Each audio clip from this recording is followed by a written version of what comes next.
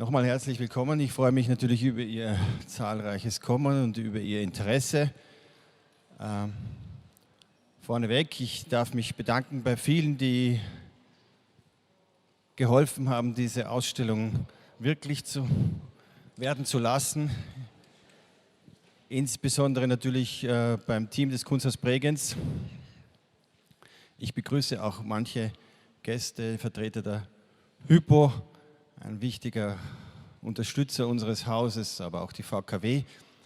Und wir haben einen besonderen externen Unterstützer, Rosso Granada, die haben mitgeholfen, viele dieser Objekte, Skulpturen, die Sie in den 4 Geschossen im Kunsthaus Bregenz sehen, mit zu unterstützen. Alle Objekte, alle Räume sind extra für diese Ausstellung, für diese Abfolge von Räumen entstanden. I may welcome you, Monira AL Qadiri. Thanks for coming, thanks for joining, thanks for having done this wonderful exhibition. I think she deserves an applause.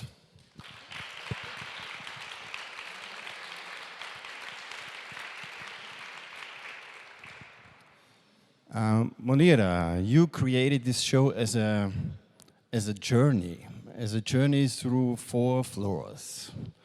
And we start here with these balloons, very colorful, could be also funny, like an adventure park or amusement situation. It's lively, it's vivid, it's joyful.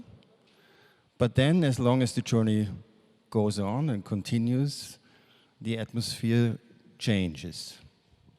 Yes, I mean, I came to this beautiful museum almost exactly 1 year ago now, and I was quite taken with how the space makes you feel like you're in a different reality.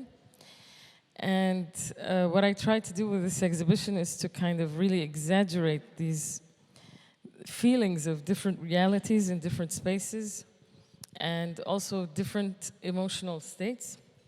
So there's a kind of narrative, kind of dramaturgy that goes from floor to floor.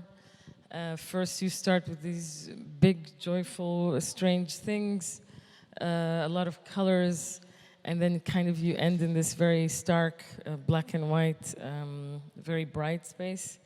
So yeah, I wanted to take people on this journey, which I have been going on myself for the past 10 years. I've been working on this topic of oil in my work. Being from Kuwait, this is quite a controversial thing to do, I would say. But I've been thinking about it for a long time, and I thought, what can I do in this, marvelous building? Can I really take people on this journey that I've been on for the past 10 years with these different topics and different ideas?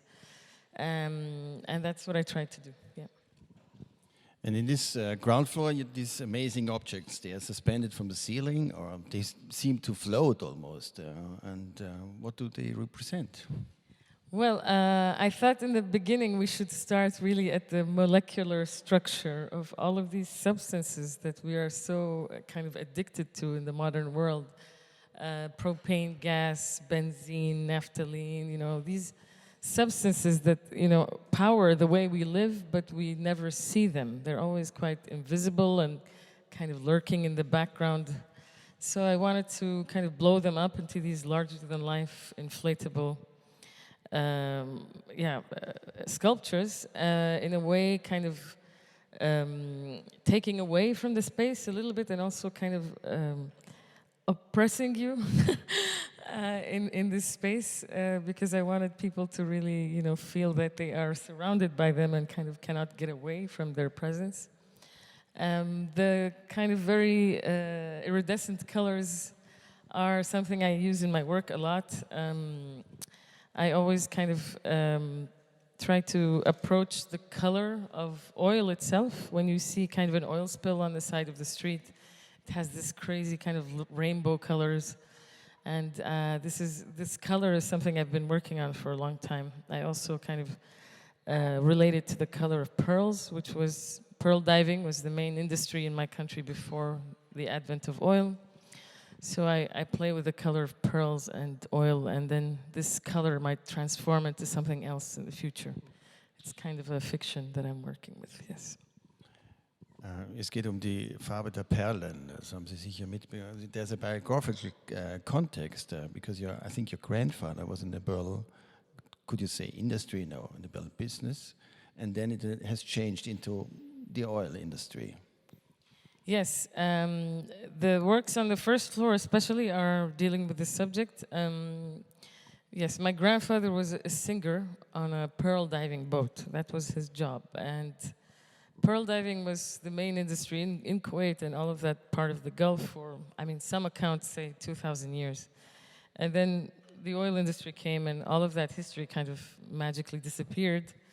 In a way, to me, as a kind of post-oil baby, I thought that this history is a kind of, it felt to me at some point that it's a kind of fiction, you know, that somebody made it up. But what did my grandfather really sing on boats in the sea, pearls? And it sounded very strange to me, but I came up with this idea one day that, oh, maybe pearls and oil can have the same color. You know, it's called dichroic color. It tricks your eye. It's changing with the light of day and your movement.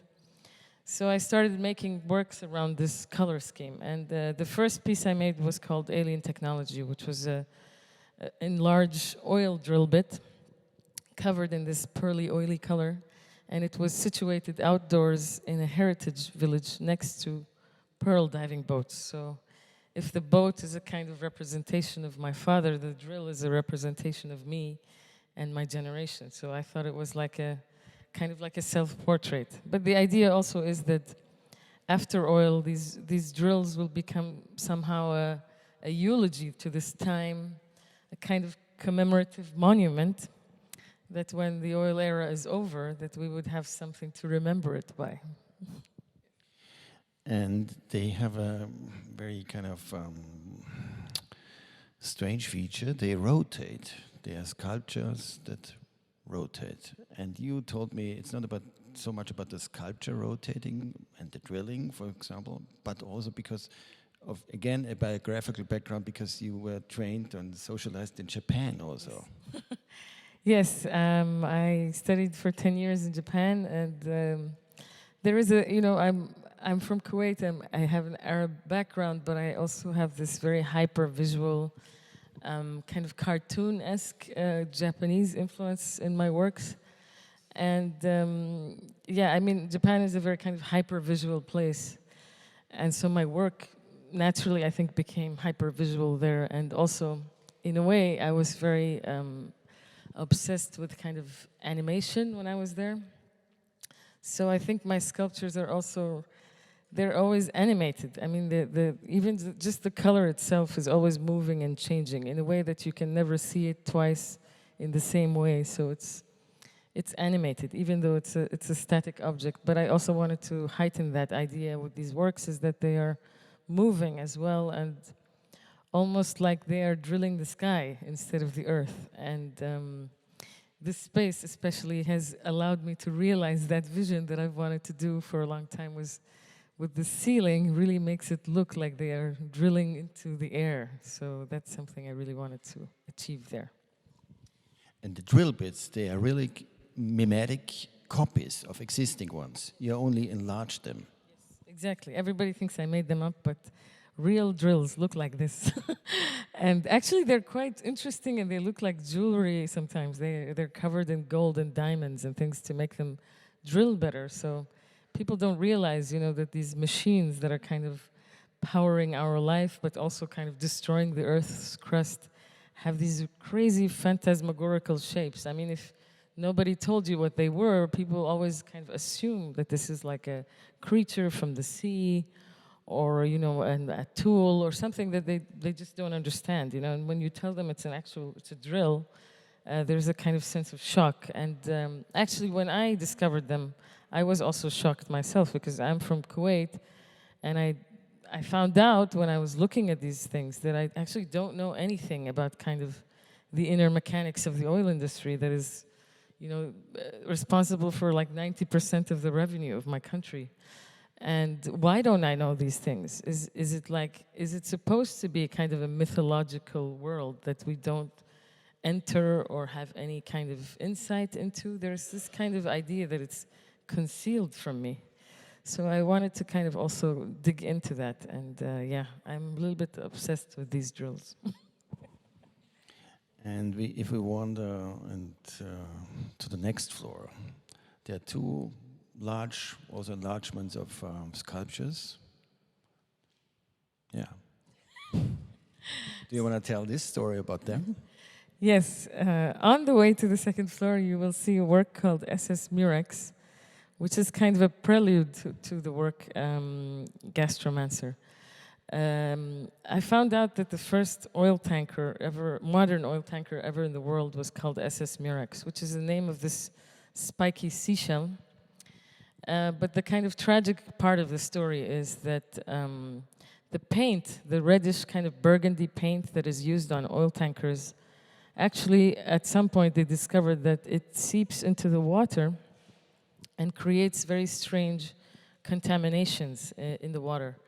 One of these contaminations is that it causes these, specifically the murex seashells, to turn from, kind of transform from female to male. So then the colonies would die because they can't kind of procreate anymore because everybody has become a man.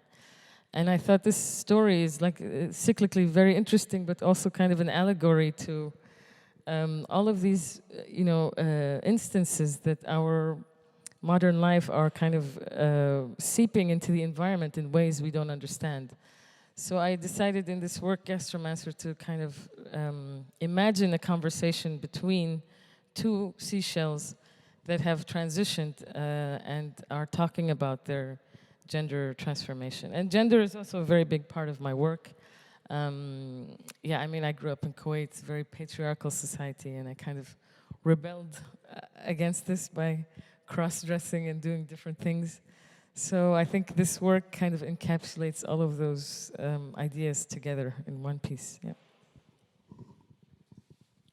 Yeah, you covered the sculptures with red paint, and also, that basically the space is also covered with red light. Yes, I wanted you to feel like you're entering a kind of underwater space, almost like in a womb, and that these voices would come to you as if you are kind of in the sea, listening to the sound of the sea in a seashell, but then they would recite the story. And the text, the script is actually adapted from a short novel called The Diesel from the United Arab Emirates that was written in the early 90s and then banned, about a transgender character growing up in that country. It's a very poetic text, it's very abstract also, and I thought it would be very interesting to kind of use this specific text because we don't have things like this written in our part of the world to create this strange but interesting and also very emotional conversation between two people. I mean, they're shells also, so maybe they're not people, two characters, yeah. And if we are getting up to the last and brightest floor, so actually the floor is brand new, you can judge that. It's white, and the objects have become black. So you have the basic contrast between black and white, and they have become smaller, and the object, the sculptures, they are out of glass. Yes, this is a work called Onus. It's a very personal work to me. I mean, when you see that work in the space, people feel kind of a sense of grief, I would imagine. I mean, it's very difficult, but at the same time beautiful. I mean, your mind goes towards ecological disasters, climate collapse, and things like this. But for me, it's also quite a specific piece about my life. I also grew up during the Gulf War in Kuwait in 1990-91. And during that time, at the end of the war, 700 oil wells were set on fire. And they were burning for about a year and a half, and the sky was black, and it was raining black rain, and there was oil everywhere, and the sea was completely black, and there's migratory birds covered in oil, dead everywhere. And I kind of grew up in this atmosphere, and as a child, you are also, you don't understand destruction. You think of it as a kind of, everything is fascinating and beautiful. And I thought it was, you know, this is what they told us hell looks like in the Quran, and I'm going to tell all my friends about it. This is what I was thinking. So there's this weird idea of this finding beauty in destruction that I had. And then when I went to Japan, I went to art school there, and a professor pulled out a picture of one of these oil-covered birds from Kuwait and proceeded on this 2-hour lecture explaining to us how this image was fake. And I was very upset, but at the same time, due to like peer pressure and everybody in the classroom kind of believing him, that I started to doubt my own memory. And I thought this was a very kind of poignant way of describing the kind of post-truth society we live in, that we don't really want to face or confront real disasters anymore. We want to create these narratives around them in a way that sometimes we even start to distort our own experiences, that we want to maybe change our own memory about our own life. And so I wanted to make them specifically out of glass to kind of highlight the fragility of my own memory, you know, that these objects are breakable and they can be changed and they can melt as well. And one interesting aspect about this building is that you walk up these floors and then you walk down again. And what do you want us as visitors to experience then? I mean, I think the way up is a little bit like shocking. You can expect from one stage to the next, but then maybe on the way down there is this feeling of like trying to absorb what had happened and in a different way. And yeah, maybe I would like people to spend a long time in the exhibition because there are really different kind of emotional states that I want to convey here. Yeah. You were working with light, but also with some parts of music or ambient sound. Mm-hmm. Yes, I mean, I work a lot with sound and video as well. There was an idea to include videos in this show, but I thought that the building is really like a sculpture, and I want to use it like a sculpture. And I thought, you know, blocking out the space and putting a video is kind of killing the space a little bit. So I really wanted to use it like that. But I do make a lot of video works with music and sound. So some of the installations, yes, they have sound, and I thought it just gives something else to the feeling of the space. Can you explain how the sound on the top floor was made? Yes, I worked with a friend of mine. He's a musician from Lebanon named Sharif Sahnawi, and he does this kind of experimental musique concrète where he plays a guitar with chopsticks. And I always, when I heard him playing it, it sounds like the sound of breaking glass. So I specifically commissioned him to make the sound for the floor with the birds, yes. Monira, do you want to add something else, or did you forget something? No, I just wanted to say that, yeah, all of the works are new, brand new. I made all new works for this exhibition, which was quite a feat, I have to say. And yeah, it's also my biggest exhibition to date. So I really, you know, put a lot of my ideas and my thoughts and my history into it. So yes, I would like people to see it and enjoy it. Yeah, thank you so much that we are the first to see it and enjoy it. Ich glaube, wir können auch öffnen an Sie mit Fragen, Kommentaren, Bemerkungen.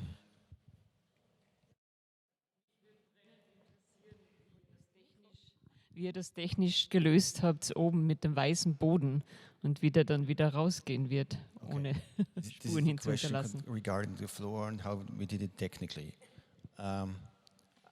Ich antworte vielleicht, obwohl ich technischer Laie bin, aber das ist nicht das erste Mal, dass wir das machen. Adrian Rojas im obersten Geschoss hatten wir eine ähnliche Lösung. Das ist eine ganz tolle Zusammenarbeit mit einem Betrieb aus dem Bregenzer Wald. Und die machen das. Also das wird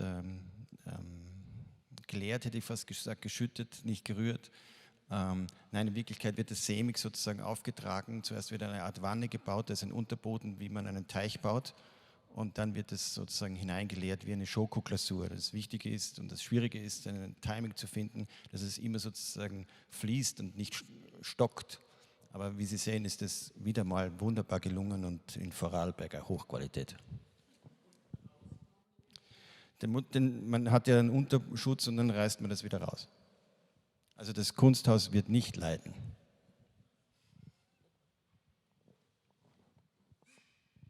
Anything else? Wenn nicht, es gibt nur, there's the opportunity to take photos of Monira and the works on floor 1 with the drills. And also she's open for questions for sure. So thank you so much. Thank you so much. Thank you all for coming and joining, and please report. Yeah. Thank you so much. Thank you. Maria.